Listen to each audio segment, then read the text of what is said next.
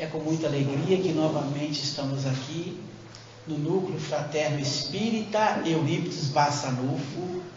Hoje são 21 de setembro de 2016, PAD, Programa de Aprofundamento Doutrinário Evangélico Espírita, número 117. Tema da noite, a mulher hemorroíça, que está registrado em Lucas, capítulo 8, versículo 43 a 48. Hoje nós vamos realizar o nosso PAD a partir dos 4 momentos. Encontro com Emmanuel, exposição temática, diálogo fraterno e auxílio fluídico fraterno. Do livro Caminho, Verdade e Vida, Espírito Emmanuel, psicografia do nosso querido Francisco Cândido Xavier, lição número 50, tema, conta de si. De maneira que cada um de nós dará conta de si mesmo a Deus. Paulo, carta aos Romanos, capítulo 14, versículo 12. É razoável que o homem se consagre à solução de todos os problemas alusivos à esfera que rodeia no mundo. Entretanto, é necessário saiba a espécie de contas que prestará ao Supremo Senhor ao termo das obrigações que lhe foram cometidas. Inquieta-se a maioria das criaturas com o destino dos outros, descuidadas de si mesmas. Homens existem que se desesperam pela impossibilidade de operar a melhoria de companheiros ou de determinadas instituições. Todavia, a quem prestarão de fato os acertos patrimoniais do mundo? A resposta é clara, porque os senhores mais poderosos desprender-se-ão da economia planetária, entregando-a a novos operários de Deus, que o serviço da evolução infinita. Para o serviço da evolução infinita. O argumento, contudo, suscitará certas perguntas de cérebros menos avisados. Se a conta reclamada refere-se ao círculo pessoal que tem o homem a ver pelas contas da sua família, da sua casa, de sua oficina. Cumpre-nos então esclarecer os companheiros da intimidade doméstica, a posse do lar e as finalidades do agrupamento em que se trabalha, pertence ao Supremo Senhor, mas o homem, na conta que lhe é própria, é obrigado a revelar sua linha de conduta para a sua família, com a sua casa em que se asila, com a fonte de suas atividades comuns. Naturalmente, ninguém responderá pelos outros. Todavia, cada espírito, relacionando o esforço que lhe compete, será compelido a esclarecer a sua qualidade de ação nos menores departamentos da realização terrestre, onde foi chamado a viver. O nosso querido benfeitor Emmanuel nos traz uma reflexão em relação à nossa responsabilidade para o nosso progresso próprio, mas também em relação ao progresso coletivo, onde cada um de nós foi convidado por Deus a colaborar. Podemos dividir o progresso evolutivo em 2 etapas. A etapa individual e uma outra etapa, a coletiva. Na etapa individual, cada espírito imortal é envolvido num processo onde vai adquirindo experiências, conhecimentos no campo intelectual ou moral, conforme o seu livre-arbítrio, conforme a escolha pessoal, que pode acelerar ou pode atrasar conforme o amadurecimento de cada um de nós. Mas existe o progresso coletivo, onde nós somos convocados a atuar, seja no departamento da família, no trabalho, ou mesmo colaborando com a melhoria da cidade onde nós moramos. Dessa forma, colaboramos e recebemos a colaboração. Ajudamos e recebemos a ajuda do nosso semelhante. Dessa forma, temos o progresso individual e o progresso coletivo. Sabemos que não há um isolamento dessas etapas. Elas ocorrem simultaneamente, porque toda vez que elevam a alma, conforme o Espírito Joana de Ângeles, a humanidade toda se eleva. Cada bem, toda vez que nós nos iluminamos, também contagiamos aqueles que estão próximos a nós com essa iluminação, da mesma forma que somos motivados, inspirados por uma boa ação ou uma atitude correta do nosso semelhante. O nosso querido Chico Xavier é um exemplo para entendermos essas duas etapas da evolução, a individual e a coletiva. Chico Xavier tinha uma programação reencarnatória. Ele também tinha compromissos. Ele necessitava superar algumas deficiências no campo espiritual. Então ele veio e cumpriu a sua programação reencarnatória. Segundo o espírito André Luiz, são poucos os espíritos considerados completistas, aqueles que conseguiram completar todos os elementos necessários da sua programação espiritual. Chico Xavier cumpriu a sua tarefa individual, conseguiu se auto-iluminar, conseguiu superar as suas dificuldades espirituais. Porém, ao cumprir a sua tarefa, ele envolveu a todos nós, porque também tinha uma tarefa coletiva, ou uma missão coletiva, podemos dizer. Quando ele, na sua humildade, viveu o Evangelho de Jesus na simplicidade, mas com toda a intensidade, ele conseguiu iluminar centenas e centenas de corações. Da mesma forma, nós também podemos. Quando temos a paciência, quando exercitamos o amor, o perdão, envolvemos os nossos familiares e assim colaboramos para o progresso dos mesmos. Da mesma forma, quando nós exercemos de forma sadia a nossa cidadania, nos posicionamos de forma proveitosa, inteligente, de forma a colaborar para o progresso da nossa cidade, estamos colaborando para o progresso do coletivo. Então Emmanuel faz essa questão para nós. O argumento, contudo, suscitará certas perguntas dos cérebros menos avisados. Porque quando nós lemos no Evangelho, conta de si individualista, eu vou progredir, eu vou buscar me iluminar, eu vou buscar sanar as minhas deficiências espirituais, e cada um vai progredir da mesma forma.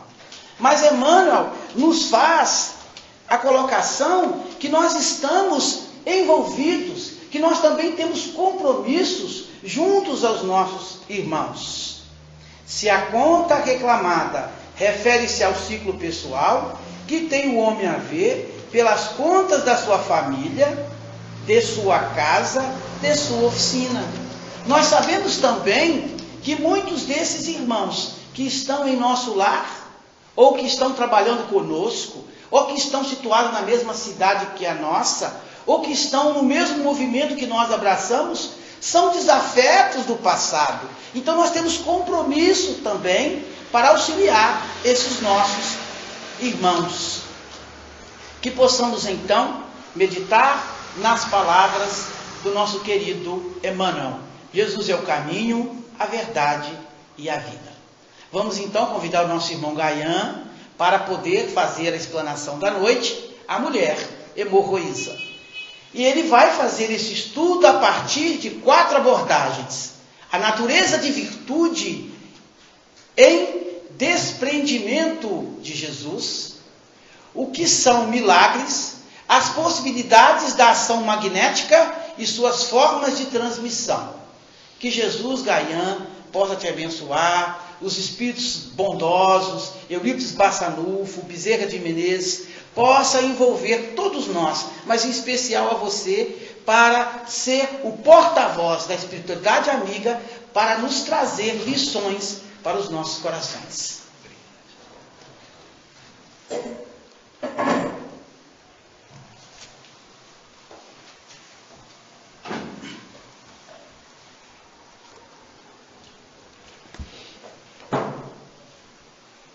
Amados irmãos, amadas irmãs, companheiros de ideal iluminativo espírita, mais uma vez, nesse lar fraterno, nessa casa de luz, viemos exorar as bênçãos de Deus sob as emanações amorosas do Divino Mestre Jesus e seus prepostos, os espíritos que se sublimaram através da vivência do amor e da caridade e da observação irrestrita da verdade, e entre eles podemos nominar os nossos tutelares, que fizeram justiça a isso, Dr. Bezerra de Menezes, Eurípides Bassanufo, desejosos que possam esses espíritos venerandos nos envolver esta noite, nos imantar e nos conduzir nos estudos que realizaremos do Evangelho de Jesus à luz da ciência espírita. Como bem frisou o nosso irmão Joaquim, hoje nós teremos por foco uma passagem do Evangelho de Jesus, quando ele cura uma mulher que vinha sofrendo há 12 anos de um fluxo sanguíneo, que era aquela que foi nominada como a mulher hemorroíça. Para entendermos esta passagem de Jesus, nós sempre gostamos de situar onde, quando, de que forma se deu a presente passagem que teremos por estudo. Isso se deu logo após Jesus regressar do lado leste do Mar da Galileia para Cafarnaum, e nós sabemos que ele fez uma travessia, isso nos é narrado, e esteve na terra dos Gedarenos, né? E ali houve aquela famosa passagem em que Jesus, tendo encontrado um rapaz que estava endemoniado, segundo as palavras do Evangelho, e nós sabemos tratar-se de uma obsessão subjugativa, ele foi libertado por Jesus, e Jesus até questionou aquelas entidades que estavam sob domínio do jovem, quem eram eles, quem era ele, e ele disse: meu nome é Legião, porque somos muitos. Então vinha Jesus de um trabalho de desobsessão, e ele decide por voltar para o lado de Cafarnaum. O jovem quis até acompanhá-lo e Jesus não permitiu, ele não estava pronto, com certeza, e ele atravessa e retorna para Cafarnaum. Assim que ele desembarca em Cafarnaum, a multidão já o toma, o assedia. Jesus vivia cercado por uma multidão, porque eram notórios os feitos, aquilo que era denominado milagre que ele realizava. E muita pouca paz ele tinha, pois era constante o assédio, às vezes até indiscreto, das pessoas. E isso ocorreu. E esse evento da mulher que toca a veste de Jesus e é curada, se deu num intervalo quando ele ressuscita, entre aspas, e aqui nós já falamos em outro padre sobre isso, a filha de Jairo.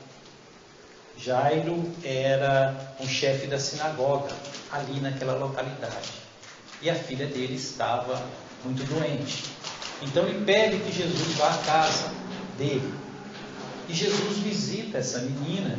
E quando ele sai, neste intervalo, até que venha um mensageiro dizer para Jesus que a menina tinha morrido, e ele retorna na casa e diz que a menina não morreu, e adentra naquela casa com Pedro, Tiago e João, claro, porque eram médiuns de efeito físico, ele precisava dos fluidos que eles iriam doar, e hoje nós falaremos dos fluidos. Então, nesse ínterim, entre entrar na casa de Jairo e retornar para poder trazer, acordar a filha de Jairo, quando ele diz, né, Talita, erga-te, né, e aqui Talita não é o nome da menina, Talita significa simplesmente menina. Então ele diz, Talita cumi, ou menina, erga-te, levanta-te. Então foi justamente nesse ínterim, no meio dessa confusão que se fazia de uma menina doente, uma menina que morre, toda a multidão a perturbá-lo, eis que Jesus, sendo comprimido por aquela massa, ele para e diz, alguém me tocou. Veja que toque aqui tem um sentido diferente que nós entendemos convencionalmente. Porque quem está no meio da multidão é tocado o tempo todo. Jesus não era só tocado, ele era empurrado. As pessoas se julgavam contra ele. Então esse toque nós temos que entender de um jeito, de uma forma distinta. Jesus não estava se referindo a toque físico, porque o toque físico era constante nesse trajeto que ele estava fazendo. E ele para e diz, alguém me tocou. Quem me tocou? E aquela multidão que estava ao lado dele, vendo a seriedade que ele assumiu naquele momento, indagando quem o havia tocado, todos provavelmente presumiram se tratar de algo grave, algo censurável, tal as feições que Jesus tomou, e todo mundo passou a se justificar, mas ninguém te tocou, eu não te toquei. E Pedro se aproximou de Jesus e disse, mestre, a multidão te comprime, como podemos distinguir quem te tocou? Provavelmente todos te tocaram. Aí Jesus diz para Pedro, não, alguém me tocou. Esse tocou tem outro sentido. Pois senti que de mim saiu virtudes. De mim saiu virtudes. Ele sentiu. E a mulher, que há 12 anos era uma hemorroíça, ou seja, uma mulher que tinha um fluxo menstrual que não se interrompia, esse é o sentido do termo, ela então assume que foi ela que tocou no manto, nem foi no corpo de Jesus, ela tocou de leve no manto, era para Jesus nem ter percebido o toque.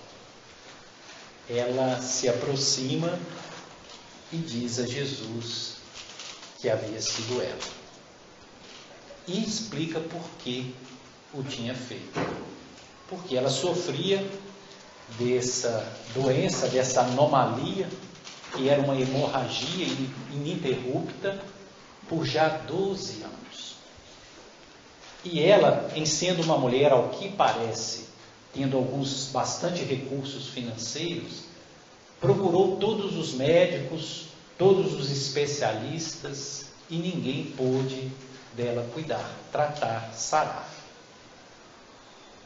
Então, ela, sabendo de Jesus, ela teve a ousadia, a feliz ousadia que todos nós deveríamos ter, de procurar. e narrou a Jesus que, pelo simples fato de tocar em seu manto, ela foi curada. Ela narra para Jesus que estava curada. E Jesus diz para aquela mulher: vai em paz, a tua fé te curou. Este "a tua fé te curou", nós gostaríamos de analisar não pela vertente teológica, mas sim pela vertente da ciência espírita. Porque há uma constância de Jesus no Evangelho de dizer para as pessoas: a tua fé te curou. Se Jesus tantas vezes a isto repete, temos que entender que há uma importância nisso que ele dizia. Que algo ele queria ensinar, que algo ele queria nos levar a entender. Porque a tua fé é que te cura. Então nós não analisaremos isso pelas vertentes teológicas, porque o sentido de fé no consenso religioso é um pouco distinto da visão de fé a partir de uma ótica científica, espiritualista, espírita, que nos é revelada pela codificação. Então, isso nós gostaríamos de analisar. Antes de nós entrarmos nesses estudos, nessas reflexões, nós gostaríamos de trazer o perfil daquela mulher de sofrimento.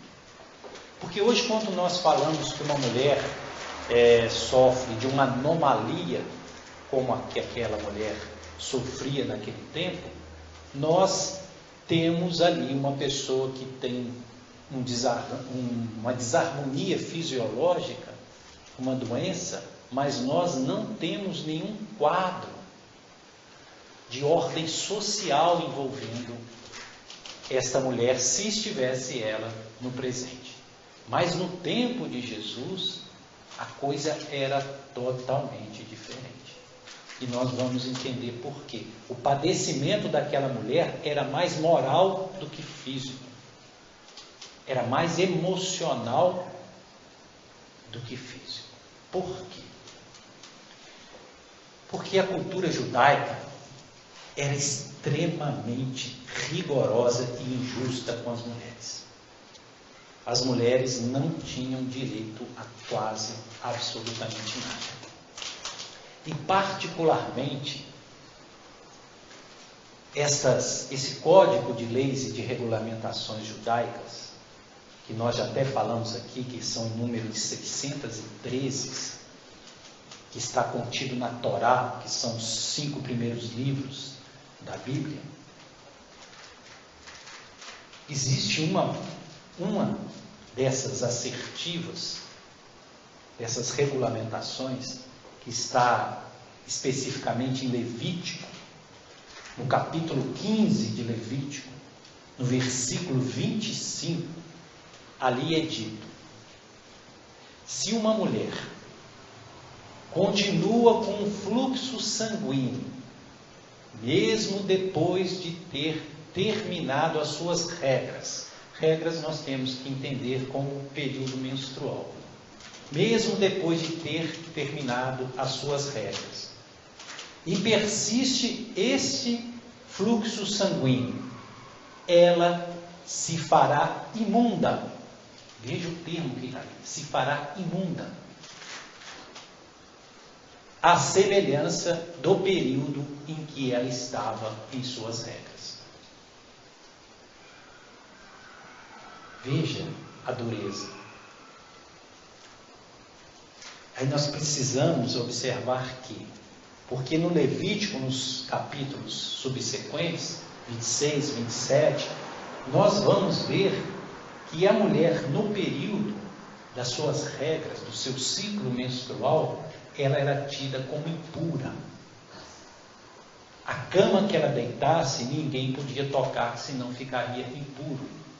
Ela não poderia ter contato afetivo com nenhum dos seus parentes, familiares, enquanto durasse o seu período de menstruação. Era muito duro isso. Então a mulher era retirada, até mesmo do convívio familiar.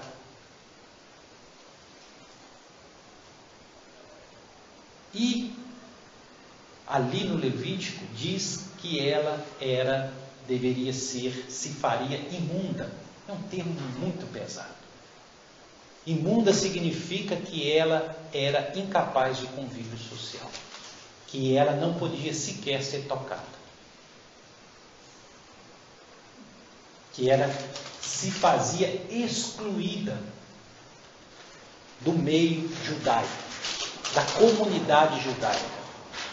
Ela não poderia sequer ir ao templo ou à sinagoga, ou participar de qualquer ritual, ou de qualquer festividade.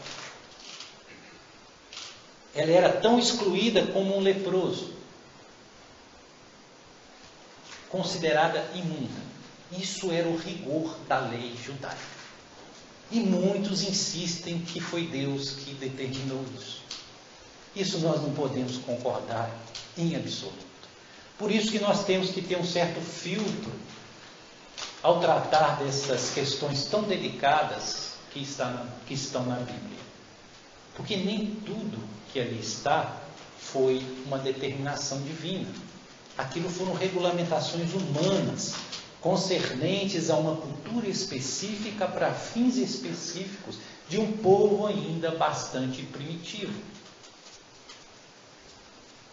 Então, supor que tudo que está na Bíblia é palavra de Deus e que tudo aquilo, essas regras foram determinadas por Deus, é de um absurdo. É de uma falta de bom senso absurda. Então esta era a situação daquela mulher. Por isso que o sofrimento dela, muito mais do que físico, era um sofrimento de ordem moral. Um sofrimento emocional, de quem não poderia conviver socialmente. E ela vinha com isso há 12 anos. Porque o fluxo sanguíneo dela não se interrompia. Então ela era constantemente, há 12 anos, uma pária, uma excluída. Uma pessoa que não tinha qualquer possibilidade de vida social e afetiva. Vejam a gravidade da situação daquela mulher. Mas ela acredita em algo extraordinário. Ela acredita que Jesus seria a porta para a libertação. E ela tem essa ousadia de buscar Jesus. E busca. E bastou que ela tocasse no manto de Jesus. Tocou por trás, não foi nem pela frente. Ela não procurou Jesus de frente. Ela simplesmente, ao passar Jesus, ela se infiltrou na multidão e levou a mão no seu manto, tocou no seu manto. No meio da multidão não era para Jesus nem ter percebido. Mas Jesus parou imediatamente e disse: alguém me tocou. Esse toque não é toque físico. E ele justifica porque ele sabia que alguém o havia tocado. Porque de mim se desprendeu virtudes. O que é virtudes? Aí nós temos que entrar na análise que a doutrina espírita nos faz daquilo que nós chamamos de fluidos, o estudo dos fluidos. E Kardec, de forma brilhante, como grande pedagogo que era, nos deixou um esclarecimento aprofundado sobre a natureza dos fluidos, as suas formas operativas, no capítulo 14 do livro A Gênese. Esse capítulo 14 do livro A Gênese deveria ser de estudo obrigatório para todos os espíritas. Porque esse entendimento da natureza dos fluidos e do que é o fluido cósmico universal ou fluido primitivo nos faz entender quase que todos os fenômenos que são chamados de milagre, erroneamente, mas que se trata de uma lei divina ainda pouco conhecida aqui no nosso planeta. E nesse capítulo 14 de A Gênese, entre os itens 31 a 34, Kardec vai falar sobre a cura. Observem que nós estamos lidando com um caso de cura. A mulher hemorroíça, ao tocar Jesus, foi curada. Então Kardec passa a analisar o que é a cura. E ali fica evidente que a cura trata-se de uma transmissão fluídica, que não se trata de um milagre. Bom, e o que é um milagre? Para o entendimento comum, o senso comum das teologias vigentes, milagre é uma intervenção de Deus na própria natureza que Ele criou, suspendendo algumas leis e atuando de forma a realizar algo extraordinário, extranatural. Isto seria milagre. Um fenômeno que não se explica e que a causa é uma intervenção de Deus diretamente para poder fazer algo impossível, extraordinário. E a etimologia da palavra milagre vem do latim miraculus, que nada mais é do que maravilhoso, algo que é maravilhoso, que é notório, evidente, por ser realmente algo extraordinário. Mas a doutrina espírita nos explica que milagre nesse sentido não é possível de ser aceito, porque Deus, ao criar as suas leis, estas leis têm que ser, por princípio, perfeitas. Se as leis são perfeitas, não há necessidade dele violar a sua própria lei para realizar alguma coisa. Então, tudo que é realizado é dentro dessas leis. Logo, qualquer fenômeno que acontece, existe uma explicação natural para aquilo. E nós, por não entendermos as leis que estão em operação ali, chamamos aquilo de milagre. Mas que milagre não é. E cada vez mais que a ciência vai evoluindo, vai nos revelando que realmente existem leis sutis que operam no universo e que nós desconhecemos, porque nossa percepção é muito limitada.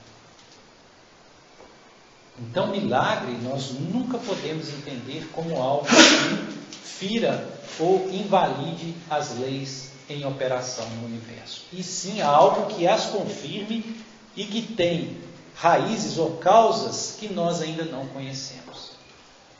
E naquele episódio especificamente, Kardec nos diz que foi ali nós podemos explicar esses fenômenos através dos fluidos, da transmissão dos fluidos. E o que é os fluidos? Isso aqui é básico.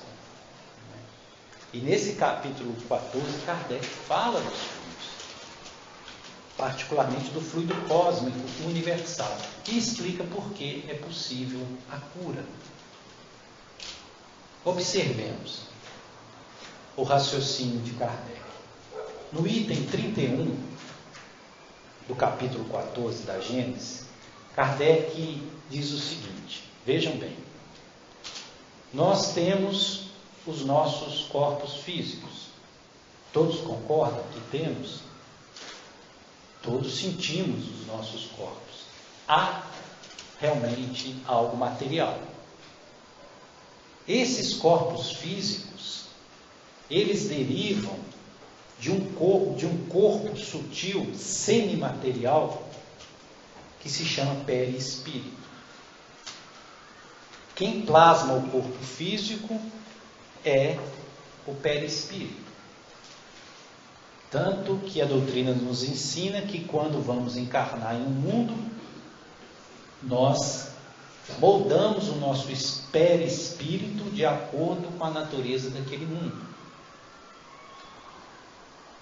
Então, para isso que nós vemos, detectamos, sentimos como corpo físico, existe um duplo etéreo, que nem sempre é percebido, que se chama perispírito, que é o veículo que nos permite uma comunicação com as esferas mais sutis.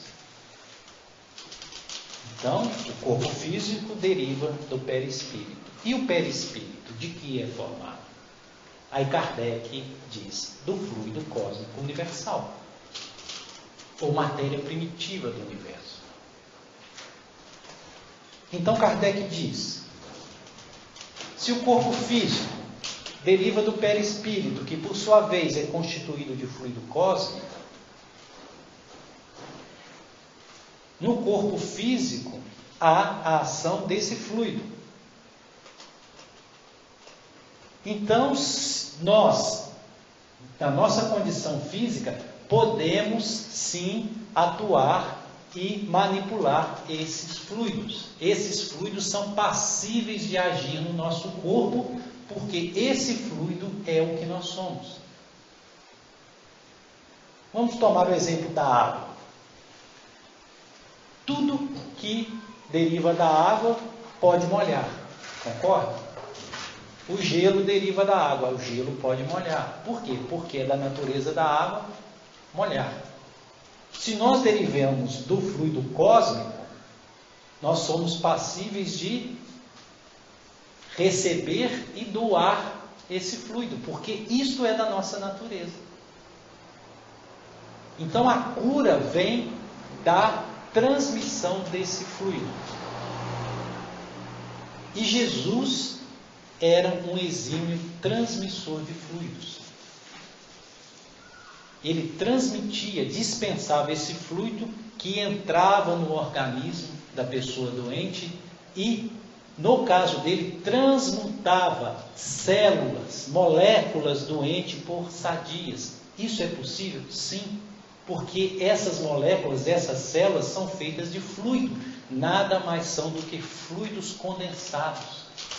Einstein já dizia, não existe matéria, existe energia condensada. Isso é científico. E aqui nós temos que entender duas naturezas de cura. Duas. E Kardec também fala disso no capítulo 14. Existe uma natureza de cura que é a que nós podemos chamar de cura regenerativa. E outra que nós podemos chamar de cura transmutativa.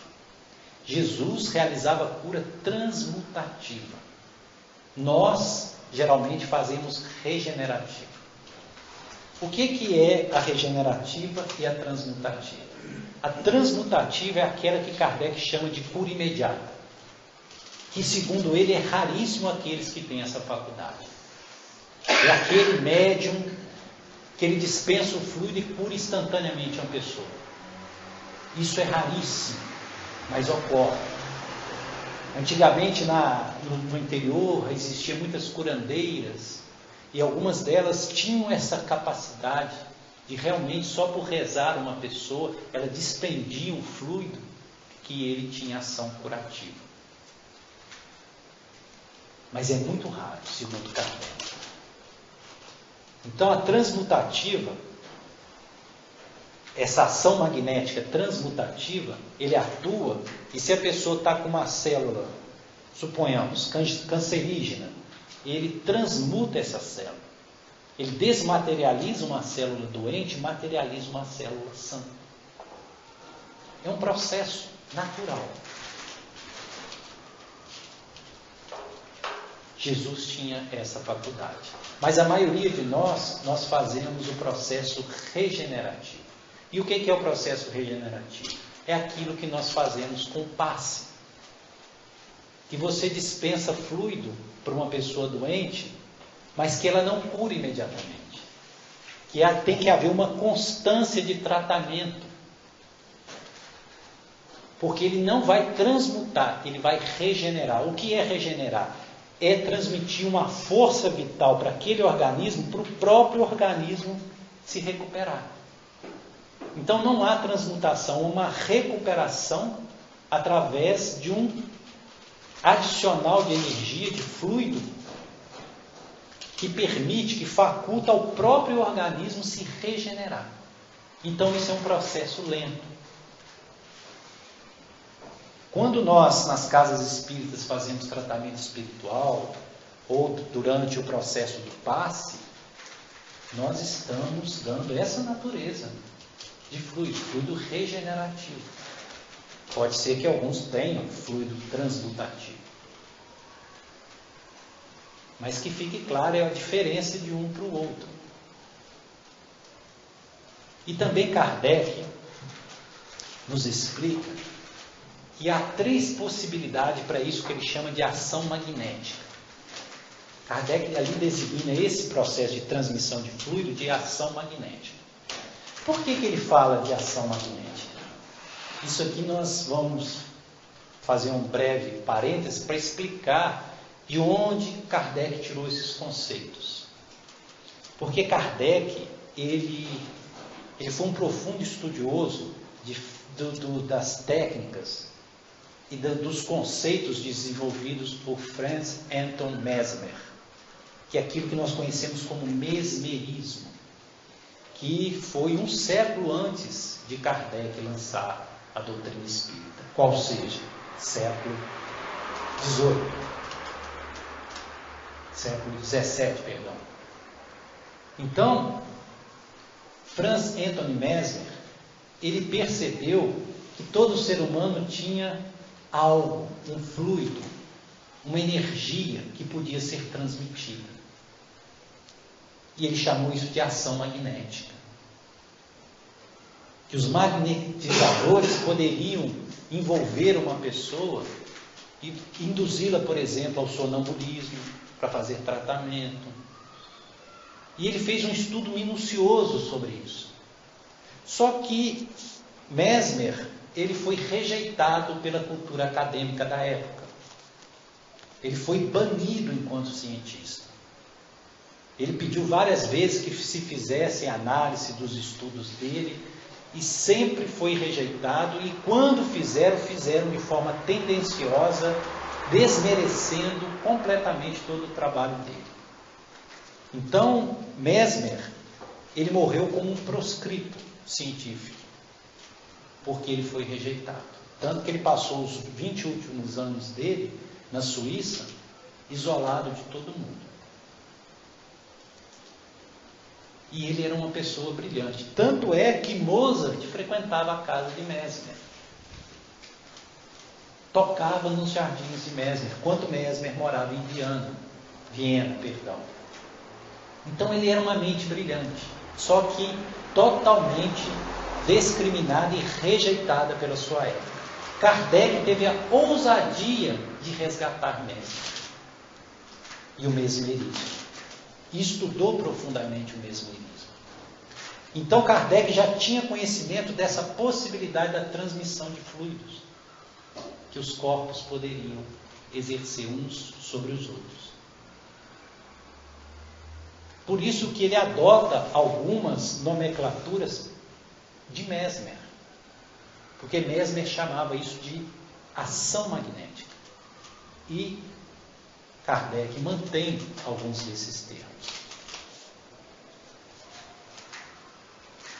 No item 33 desse capítulo 14, que ele trata da cura, no livro A Gênese, Kardec vai falar que há 3 naturezas de transmissão magnética, que é a base da cura, que ele chamou de magnetismo humano, a outra ele chamou de magnetismo espiritual, e a terceira seria o magnetismo misto ou semi-espiritual, que nós também podemos chamar de magnetismo mediúnico, embora Kardec não tenha usado esse termo. E o que são cada um deles? O magnetismo humano é quando nós dispensamos fluidos para outra pessoa meramente humanos, sem intervenção de qualquer espírito. E que a base dele é o fluido vital. Que nós somos dotados de fluido vital. Os espíritos não possuem fluido vital. Isso é próprio da natureza biológica, da condição biológica física. Então, o magnetismo humano é aquele que fica na esfera da materialidade. A minha natureza bioenergética transmite uma força a outro corpo e o ajuda a regenerar. Isso é magnetismo humano. O magnetismo espiritual é aquele que é feito pelos espíritos, ou seja, pelas consciências, as inteligências desprovidas do invólucro carnal, ou seja, os desencarnados. Então esse é o fluido, o magnetismo espiritual, que eles, vendo alguém doente, alguma situação, eles manipulam fluidos espirituais e usam para o benefício de alguém. Não há intervenção humana. E, por fim, o magnetismo misto, que é aquele que ele chama de semi-espiritual. Por quê? Porque aí é uma consociação. É o magnetismo humano consorciado com o espiritual. Ou seja, um espírito envolve uma pessoa no momento de um passe, por exemplo, e consorcia o fluido biofísico, o fluido vital, com fluidos espirituais. Nessa simbiose, ele transmite uma capacidade regenerativa para um outro organismo. Então, isso é um magnetismo de ordem mediúnica, porque o médium ali passista que está aplicando um passe, ele está envolvido por um espírito que doa fluidos para ser consorciados com fluido humano, com fluido biológico.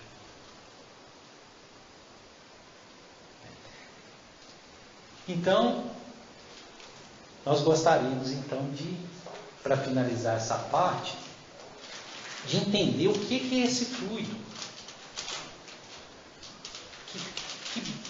Que vem a ser isso, que não é tão fácil, porque talvez seja um dos estudos mais difíceis dentro da doutrina espírita, é o entendimento desse fluido cósmico universal. Se nós buscarmos a questão 27 do Livro dos Espíritos, e nós já buscamos várias vezes aqui, porque nós acreditamos que esta é uma questão pivotante, no sentido de que várias elucidações giram em torno dela. Então ela é uma daquelas questões que, quando nós entendemos, nós compreendemos muitas outras que surgem durante o Livro dos Espíritos. Então, na questão 27, Kardec pergunta: há então dois elementos gerais no universo, o espírito e a matéria? O que Kardec está perguntando?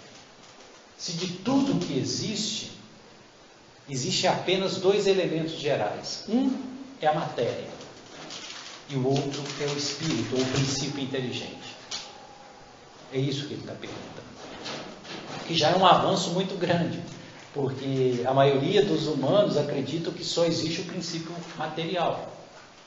Poucos acreditam que existe algo, uma esfera, além dessa que nós conhecemos, que é o mundo espiritual. A vida dos espíritos, as inteligências incorpóreas. Então Kardec está perguntando, então os elementos gerais do universo são apenas matéria e espírito? E o que os senhores acham que os espíritos responderam? Sim ou não? O que vocês acham? É apenas isso que existe? Matéria e espírito? Porque se for só matéria e espírito, nós não conseguimos entender os fluidos. Aí os espíritos respondem: sim, matéria e espírito, mas acima deles Deus. E já abriu uma terceira. E aqui nós precisamos entender como eles colocam Deus. Então Deus é uma alteridade, é algo que está fora. Deus não está nem na dimensão do espírito, como nós entendemos, nem da matéria. Porque eles dizem, acima desses dois elementos, Deus, acima. E eles, inclusive, falam que esta é a Trindade universal. Ou aquilo que outras correntes chamam de Santíssima Trindade, nós devemos entender como isso. Santíssima Trindade, ou Trindade Universal, na concepção dos Espíritos, é esse triângulo onde temos Deus no ápice e na base Espírito e matéria. Esse triângulo. Essa é a Santíssima Trindade, ou a Trindade Universal, como dizem os Espíritos. Mas não para aí. Continuando na resposta, os venerandos espíritos da codificação, eles dizem: mas entre espírito e matéria temos que considerar o fluido cósmico universal. Pois sem o fluido cósmico universal, o princípio inteligente, que é imaterial, não poderia atuar na matéria. Então tem que ter um agente intermediário para que o espírito, que é princípio inteligente, atue na matéria. E esse princípio é o fluido cósmico universal, ou fluido cósmico, simplesmente. E o que é o fluido cósmico? É a matriz do universo, é a energia primitiva do universo, é o verbo divino,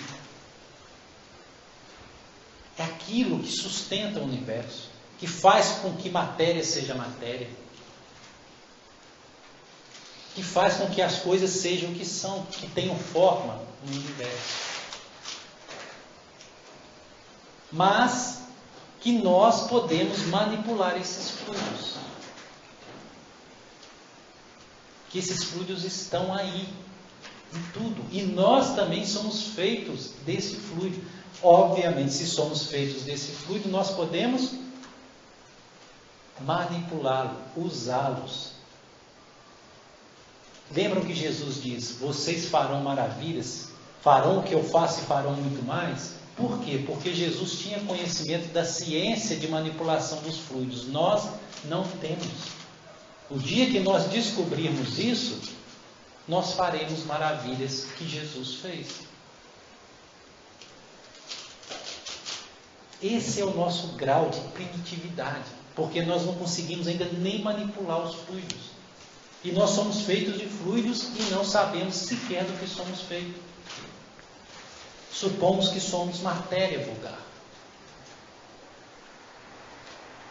Havia um homem que morava numa cidade, e ele morava numa casinha muito pobre, e ele tinha algumas limitações físicas que não lhe permitia trabalhar.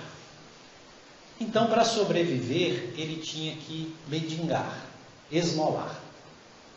Então, todo dia ele saía à rua com a canequinha dele para pedir esmolas. E conseguia alguns níqueis, alguns trocadinhos que dava para ele minimamente se alimentar. Um dia ele estava numa rua a pedir esmola e apareceu para ele um velhinho. E o velhinho disse para ele: por que você está a pedir miseráveis níqueis se em sua casa há um tesouro inesgotável? Ele não entendeu nada e continuou o ofício mendicante dele. Alguns dias depois apareceu o velhinho de novo e disse: por que estás aí a pedir miseráveis esmolas se no porão da sua casa existem baús cheios de moedas de ouro? Obviamente que ele não acreditou naquele velho. Somos nós que não acreditamos no manancial espiritual que temos. E continuou a vida dele de mendicância. Passado alguns dias, o velho voltou a aparecer para ele e falou: você tem baús de moedas de ouro enterrados no porão da sua casa. Por que você está pedindo moedas vulgares no meio da rua? E tantas vezes o velho apareceu, que um dia ele acreditou no velho. Acreditando, ele foi procurar. E procurando, ele achou. E de fato, no porão da casinha pobre que ele morava, existia vários baús cheios de moedas de ouro. E o que quer nos dizer essa pequena parábola? Que nós somos esse mendicante que fica na rua pedindo moedas vulgares, enquanto temos no porão da nossa própria casa, na nossa própria constituição espiritual, baús cheios de moedas de ouro. Se nós descobríssemos quem somos nós de fato, os seres espirituais que de fato somos, e o poder que tem esse ser espiritual que somos, que seriam essa riqueza, essas moedas de ouro, nós pararíamos de viver como mendigos que vivemos no mundo material. E essas moedas de ouro são justamente todo esse potencial, esse manancial fluídico que nós podemos fazer uso dele. Quantos espíritos, quando descobrem esse valor inesgotável e começam a fazer uso dele, quantos bens fazem à humanidade, ao próximo? Vide o caso do Dr. Bezerra de Menezes. Quantas pessoas o Dr. Bezerra de Menezes, na condição de espírito, visita, trata e cura? É uma enormidade. E como pensamos nós que o Dr. Bezerra de Menezes realiza esse trabalho? Por manipulação de fluidos. O mesmo processo que Jesus fez e que nós podemos fazer. Mas nós não acreditamos. Nós não acreditamos que no porão da nossa própria casa, que é o ser que somos, existem baús de moedas de ouro enterradas. Basta a gente acreditar. Esse é o sentido da fé. Então, fé, quando Jesus diz, a tua fé te curou, ele quer dizer exatamente isso. Você acreditou. Você viu a potencialidade. Então, a potencialidade pôde se fazer factualidade. Que é um sentido um pouco diferente daquilo que nós convencionamos por fé. Quando nós estudamos a questão da transmissão do fluido, nós temos que ter sempre em conta que existe um emissor do fluido, tem que haver um emissor de fluidos e tem que haver um polo magnético, ou seja, um núcleo de atração que atrai esse fluido. Porque se alguém dispensa fluido, mas não existe um polo magnético, alguém que atraia esses fluidos, um polo receptor, esses fluidos não farão efeito. Então, para que eu, sendo eu, um dispensador de fluido, caso eu fosse, esses fluidos pudessem atuar em outra pessoa, precisaria que essa pessoa fosse como um ímã, que atraísse esses fluidos, porque senão eles não vão ser usados para essa pessoa. Esse é o sentido da fé que Jesus está falando. Que nós temos que acreditar e desejar que aquilo venha, porque se nós não desejarmos, aquilo não vem. Nós temos que entrar em sintonia com a fonte de emissão dos fluidos, em sintonia, e nos fazermos receptivos, desejosos, para que ele venha. Para aquele que não acredita, que não se abre para isso, não é possível atuar fluidicamente. Por isso que Jesus diz, é a tua fé que te curou. O que é essa fé? É justamente esse princípio de se fazer receptivo à recepção desse fluido.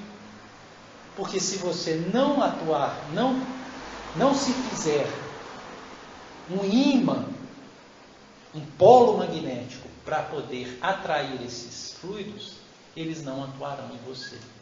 Então é necessário a fé, que nada mais é do que um exercício de vontade direcionada pelo poder mental que temos, atraindo os fluidos necessários para atuar na nossa vida, em todas as ordens, em todo momento. Por que um otimista triunfa e o pessimista sempre fica paralisado? Porque o otimista é, por princípio, um ímã. Ele crê. Ele sempre espera que o melhor virá. E como ele espera, ele atrai. Ele busca os fluidos nas suas vibrações mais puras. E esses fluidos atuam na vida dele e realizam aquilo que ele precisa. Ficou claro isso? Como não basta que haja um curador autêntico próximo de nós, se nós não nos fizermos um polo receptor, que depende de nós, e que aquele que acredita, como Jesus ensinou, milagres são feitos com ele o tempo todo. Porque esse universo que nós vemos, essa matéria, ela é ilusória. O que existe aqui é uma regência fluídica. E essa regência fluídica pode ser manipulada pela vontade do princípio inteligente que somos, ou seja, do Espírito, que somos nós. Ficou claro isso? Então, isso é o que nós gostaríamos de ter trazido essa noite, sobre essa passagem de Jesus, da mulher hemorroíça, pedindo a Jesus que siga nos abençoando sempre.